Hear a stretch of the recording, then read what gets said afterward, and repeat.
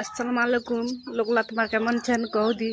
মোর 2025-এর ভালোবাসার উপহার, 2025-এর ভালোবাসার উপহার, 2025-এর ভালোবাসার উপহার।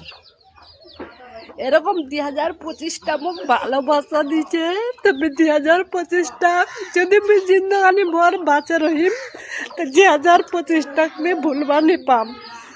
আলা চলছে 2026, মানে 2025-এর টানা মেয়ে কান্দে বেড়াচ্ছু।